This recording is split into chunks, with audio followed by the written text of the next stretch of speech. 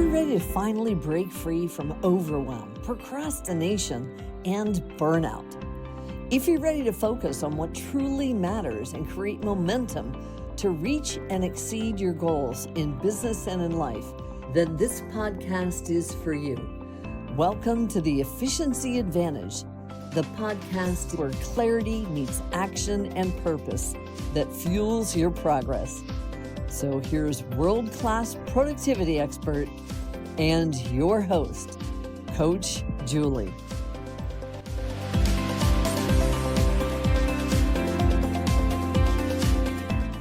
Hello and welcome to the Efficiency Advantage podcast. I'm Juli Shulem, your host. And today, this is what 40 plus years of productivity work has actually taught me. This episode is a little different than the past ones. First of all, it's the 20th. So thank you for being here. And I hope you have listened to all the podcasts leading up to today. But if you haven't, you can still go back and listen. So today is different because I'm not going to talk about a new system. I'm not going to give you a new tool, and I'm not going to give you a list of tips and ideas. What I am giving you is what 40 plus years of working with productivity, organization, behavior, and human performance has actually taught me. Because after decades of doing this work with entrepreneurs, executives, and individuals around the world, I can tell you this: most productivity advice misses the point. So today, I'm giving you what really matters. The first and probably most important lesson: productivity is not about time. It never was. If it were about time, then the busiest people would be the most productive. And you may have noticed they're not. You might even be living proof of that. If it were about time, then having more hours in the day would solve your problems, but it doesn't. What productivity is really about is decision-making and energy allocation. Every single day, you are making hundreds, if not thousands, of micro decisions. Where to start, what to avoid, what to finish, which email to respond to, what you can eat, what to ignore. I'm sure you can add countless decisions to this list that you deal with every single day. And when those decisions become exhausting, unclear, or overwhelming, you don't lose time. You lose momentum. Now, here's something I've seen over and over again. The more clever or creative you are, the easier it is to get stuck. Why? Because these people see more options, they consider more variables, and they anticipate more and unique outcomes. And that often leads to overthinking things, delaying decisions, and then second guessing the decisions they have made. Now, this is especially true for professionals with ADHD or those who have ADHD-like tendencies. So when someone says, I don't understand why I can't just get this done, well, what they're really saying is, I have too many pathways in my brain and no clear entry point. And no amount of try harder is going to fix that. And in my experience, someone who is told to just try harder ends up feeling less competent and has lower confidence and self-esteem.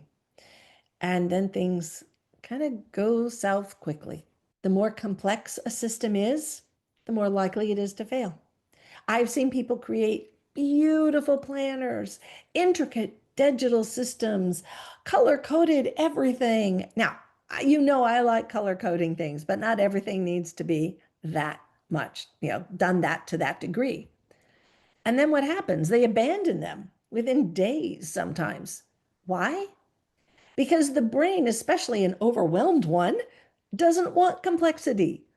If you are spending more time creating and managing a system that is supposed to save you time, then that is not a good system. It needs to be simple, easy to use, and free up your time, not take more of it away from getting things done. Your brain wants simple. Let your brain use your brain, I should say, for creating and thinking and designing all these wonderful things, not for using a system. Your system is not working if it requires too many steps, too many decisions, and too many places to look just to find it. It's not a system. That's a burden. I came up with a saying that applies to many, many areas of life around burdens. Here it goes. If it's not servicing you, it's burdening you. So let it go. That can be an object, a system, or anything really. It's either part of the problem or part of the solution. Keep those things in your life that are part of the solution, and you'll be far more productive on many, many levels. Now, let's talk about motivation, because this is where a lot of people go wrong. Motivation is inconsistent, it always has been.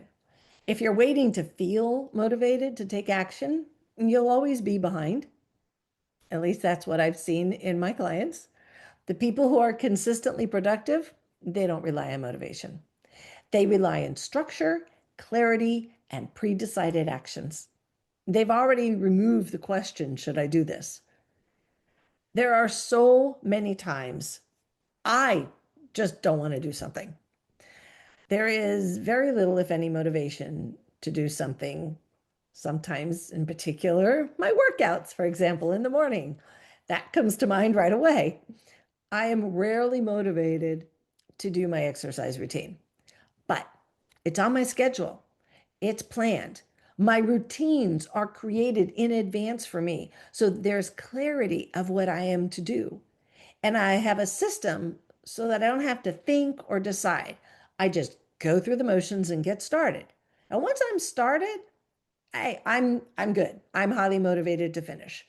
And I've even built in a little reward system while I'm exercising because that's what keeps me doing this. I get to either listen to a podcast or an audiobook or even watch something on Netflix while I'm exercising. Matter of fact, it's the only time I allow myself to do those things. I have to be exercising in order to do them. And that's motivating in and of itself. But again, that's a system. That's something I put in place. I don't have to think about it. But again, remember this. There is structure around the entire experience. I simply go through the motions to start. Think about something you can perhaps put some system around, something that you tend to push off and procrastinate on. See if that helps. Let me know.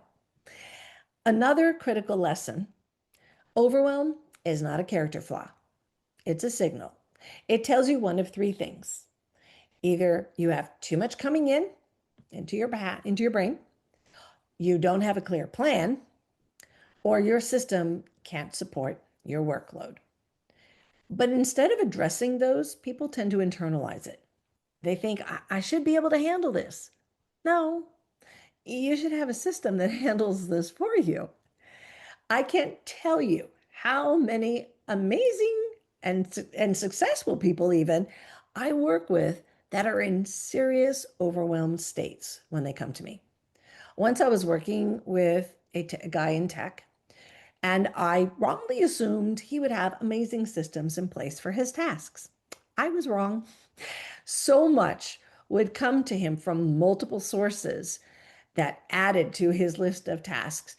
And he had no system for keeping track of everything or anything, to be honest. But as I coached him to consider some options and I shared some ideas, the light bulb, I will never get that word out, the light bulb moment occurred. And he came up with a brilliant system that manages all the areas he was overwhelmed by. It made his days so much easier and truly manageable. Now, here's something most people never consider.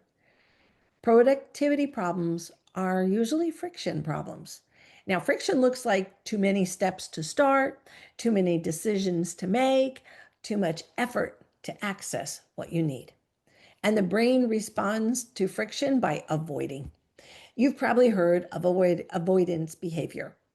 We've all done it at one time or another, scrolling on our phones, doing a task that is neither urgent nor important, calling a friend instead of working on that project that is looming.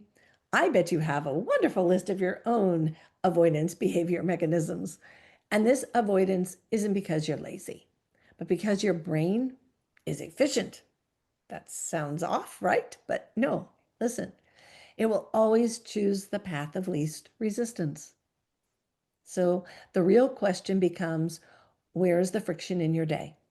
How can you reduce it? And more importantly, what is the first step that you can take right now to make that happen? Over 40 plus years, I've seen this pattern repeatedly. People try to fix everything all at once. They overhaul their systems. They commit to doing everything differently and better.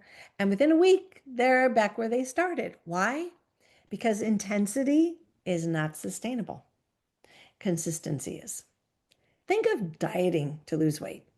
If you've ever tried to diet and did something different to lose a lot of weight really fast, and then as soon as you stopped that magic bullet practice, the weight kind of came back, it's not sustainable if it's something that you are doing that you're not going to be able to continue doing.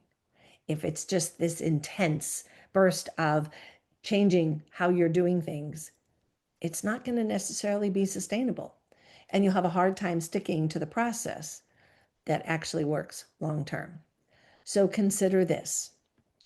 Have small, repeatable actions, predictable systems, and manageable changes.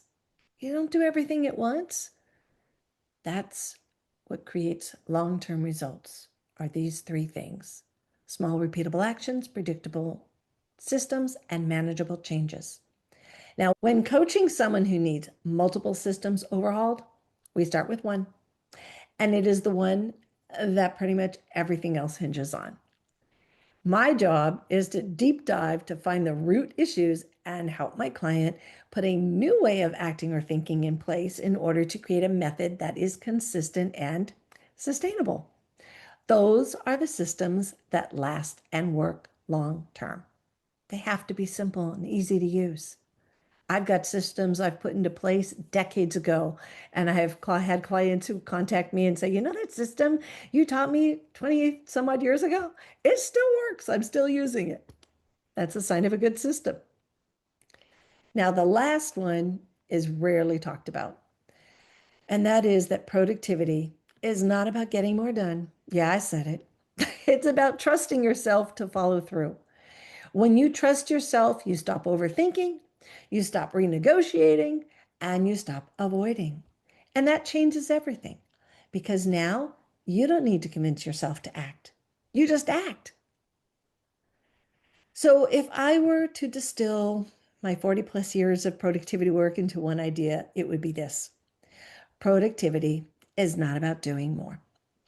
It's about creating a system that allows you to do what matters consistently, clearly, and without unnecessary friction. If you're feeling stuck right now, it's not because you're incapable.